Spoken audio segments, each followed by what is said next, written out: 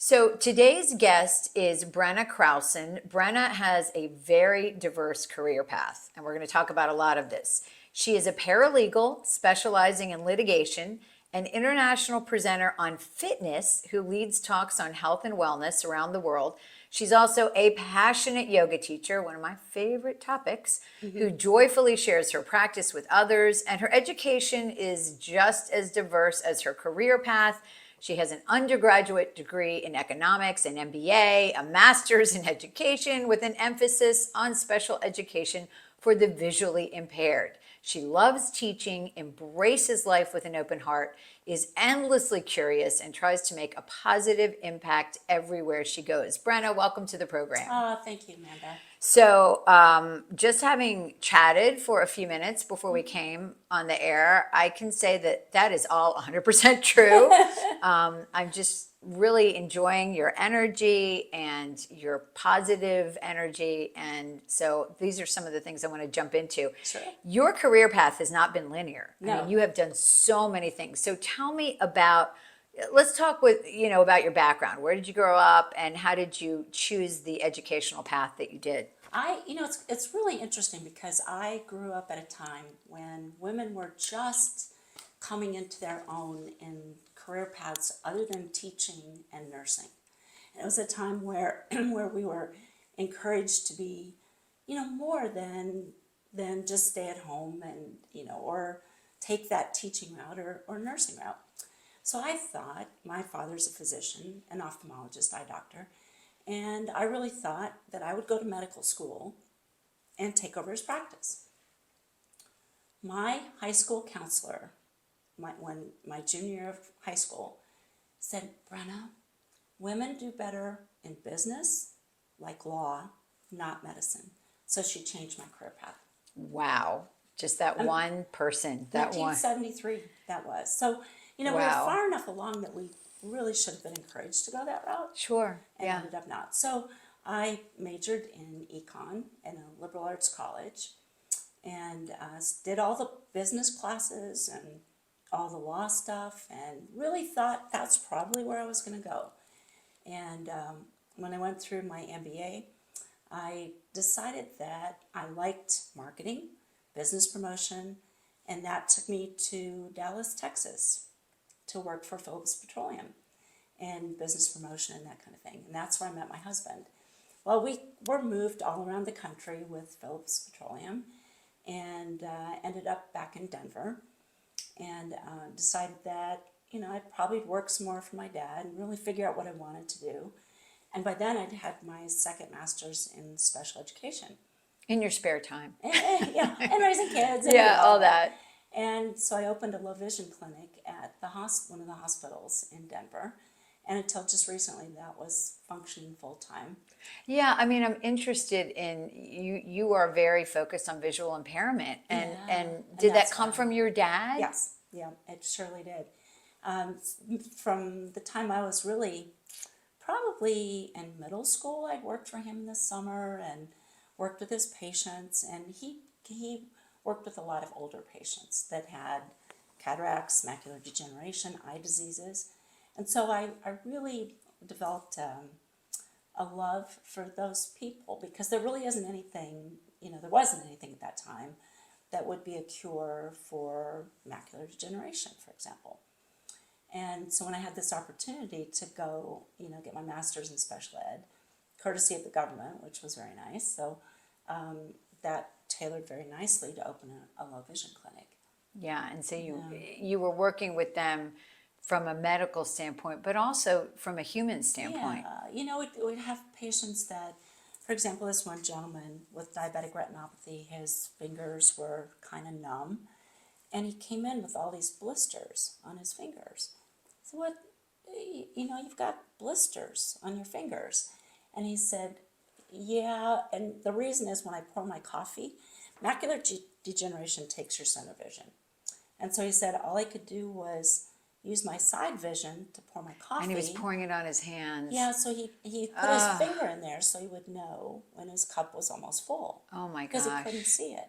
That's insane. Well, because of his retinopathy and neuropathy in his fingers, he was burning all the skin off the tips of Oh, his that's fingers. so sad. So it was more of a holistic approach. Yeah. So you're also really big on fitness, right? You're a yoga teacher. You just shared with me that you just went on, some big event that you went to Asia, To Bangkok, to Thailand for the Bangkok. Asian Very Fitness cool. Conference. Talk about what is it about yoga? Why is it so important to you, Well, and what do you enjoy about teaching it? the yoga was a sort of a beautiful substitute for running.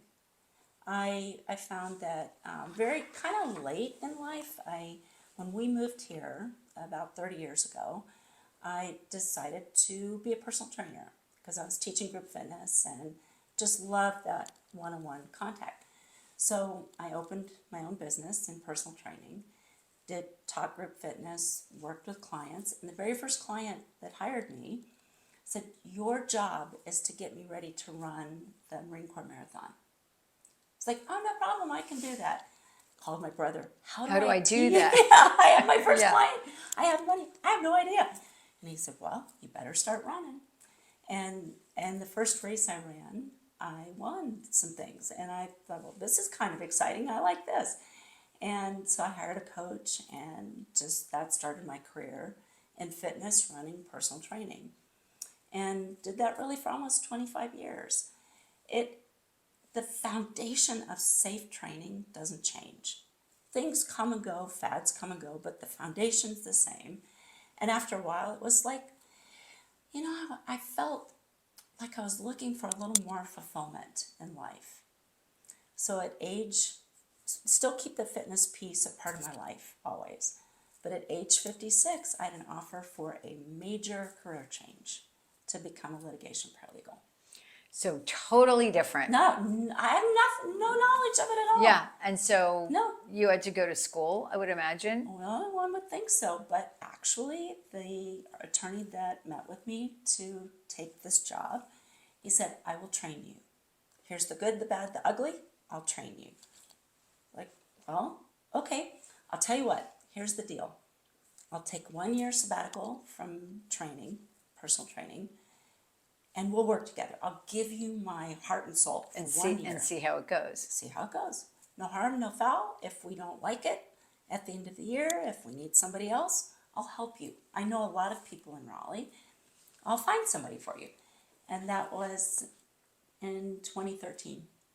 So here I am. So you're paralegaling, and you've shifted from the running to yoga, and I have too, in a lot of ways. I'm still running, but I'm really focused more on yoga now. Yeah. And it really is a later in life kind of a shift, not just physically, right, but also emotionally, spiritually. I do think so. And I think the yoga piece, to really be able to commit, there has to be a bit of maturity that's happened in your soul. Not chronological maturity, but soul maturity. And some of the life events that had happened for us, I knew I wanted to go that way, but I didn't feel like I was really ready yet until 2019. Once you dive in, it's really And I was ready. Yes, Yeah. yoga is I'm a big fan. I'm a big fan. It's changed my life. Yeah. In terms of I think just stress, de-stressing, and really finding just that peace and that space that we don't really give ourselves in this crazy frenetic world, Place right? to hit the pause button. Yep. And the teacher part of me loved the opportunity to teach. To share that. Yeah. To share that yoga with people. Life doesn't happen in a vacuum. So we're talking about all of these great career things that you've done. But you were also raising a family. You've been married for 41 years. Is that right? That's right. And you had a son and a daughter. Your daughter's married, living in Denver, but your son passed away. And this obviously has been a big factor in so many things in your life. Can you talk about that? Sure, absolutely. He was 28, almost 29, and he'd had surgery on his hand. It was on Thursday, the 12th of June, and everything went fine. It was general anesthesia. no complications that we knew about, and he talked to our neighbors when we got home that night, and I was with him all day long, and went down to check on him the next morning, and he passed away sometime during the night at our house. I'm so sorry. Yeah, thank you. And the cause was uncertain. His blood sugar was really low. And they'd also added a new pain medication, which likely was the cause and stopped his heart. And so really no answers, which makes it even harder, Yeah, I think, I would imagine. So because it wasn't really expected, that just, it turns your world upside down. And even if you do expect it, I think there's still that flip of what next. I don't know. It changes everything because that's not the order of things, right? Yeah. Parents are not supposed to bury a child. And I know that you've written about this, right? I mean, this is part of your writing. You have a book. Yeah. Was that cathartic to write about it? It has been very cathartic. It certainly has. And it took a while for me to realize I was writing it in my head for these past 10 years. It was kind of writing itself. And in working with my mentor, he knew my passion for teaching and presenting and that kind of thing. And he was saying a couple years ago, you need to get back out there and present nationally and internationally. I've got this opportunity for you. You're groomed, you're ready to go, let's do it. I said, Lawrence, his name is Lawrence Biscontini, best mentor ever. Great name, great name. Yes, he's awesome. And I said, Lawrence, I don't think I want to do that anymore. I want to write a book. And it was just silent on the call. And he said, well, okay, what do you want to write about? And it was one of those things that, it was out there. I said it. I want to. So it was like, you have to do it now. You're committed. I'm committed to doing it. What's the name of the book? The Healing Journey of Grief: A Roadmap to Hope.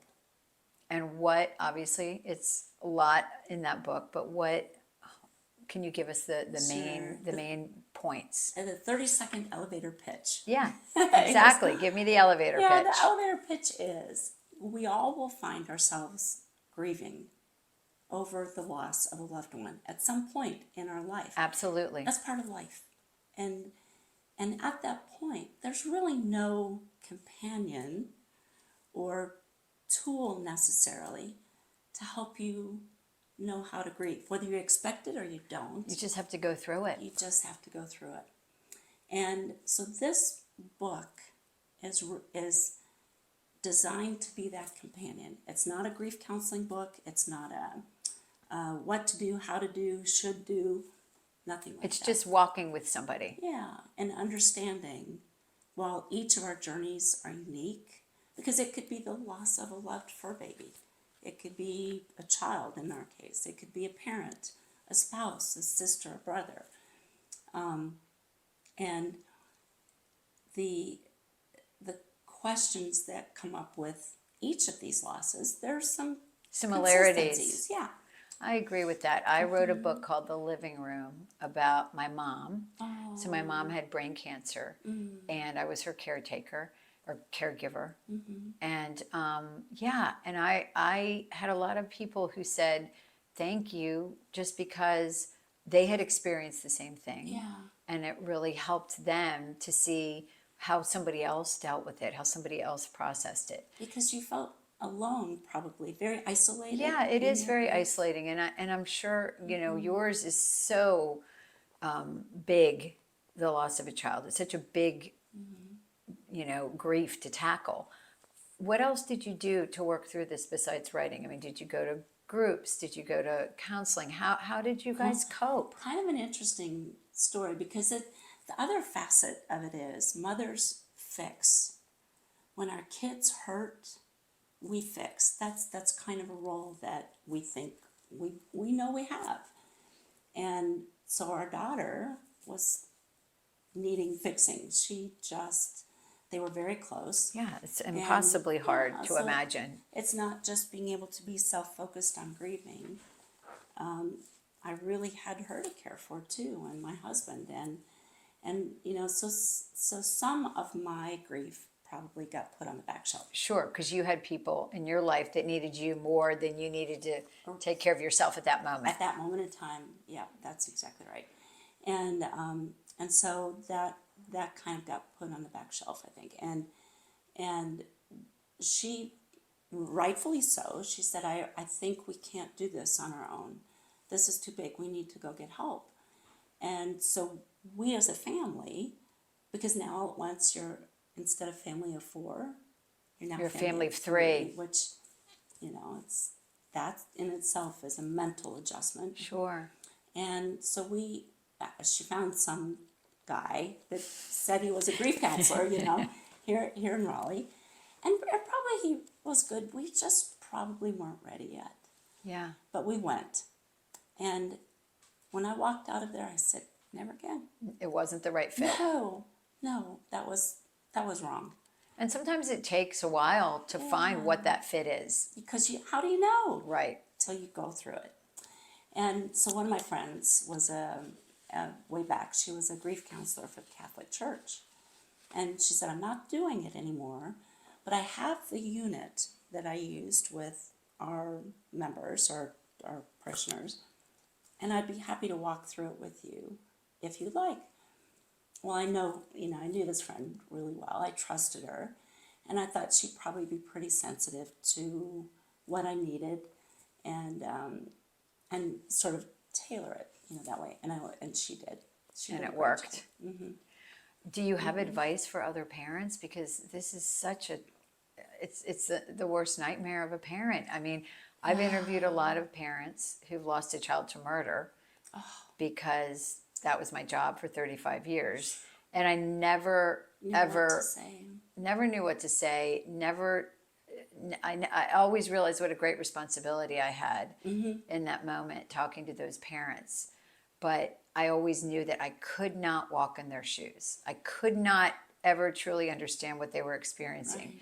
And so, where does that leave you? What could you say that would be and authentic? So you have experienced it. Yeah. And I would think that given your energy and your positive karma and everything, that you would be somebody that another person might come to and say, advise me. How do I walk this path? Yeah. And that was the exact purpose for the book, is to say, you're searching right now, or you might be with somebody, a friend or a family member who's going through this, and you're searching for a way to help them. And ironically, or unfortunately, or coincidentally, 6 months ago, when I got back from Bangkok, that day we got a text that my son's mini-me friend, he had this friend that did everything he did. He dressed like Chris. He shaved his hair like Chris. He wore clothes like, he did everything that Chris did. Yeah, they were twins. The mini-me and yeah. Big Chris. And when Chris passed away, he came to us and he said, I can't replace Chris, but I know Chris, and I know what he'd be doing for you. I will do that for you now. For the past 10 years, he did. He showed up. Birthdays, holidays, anniversaries, he showed up, and he was there. That's amazing. He was there, yeah. Got a text that he suddenly passed away on the 23rd of October. Oh, I'm so sorry. Age 35. So just another tragedy for your family. And for his family. Absolutely. Yeah. So I went to the service, and it was sort of a reunion of all of Chris's friends, because they all were in the same group. Several of his girlfriends were there, not speaking to each other really, but which is an interesting dynamic. And I sat with his very first girlfriend that Chris ever had. How many years ago did your son pass away? 10. It'll be 10 this June okay. 13th. Yeah. And so at the service, the pastor was, I think, his aunt or a relative. She was a relative. Did a great job. And she really was, had great presence for the family and the service and that kind of thing. But I was thinking while I was sitting there, I hope she says these two things. She didn't. But she opened the floor for everyone in the audience, if they wanted to come up to the stage or to the front and say something about Garrett.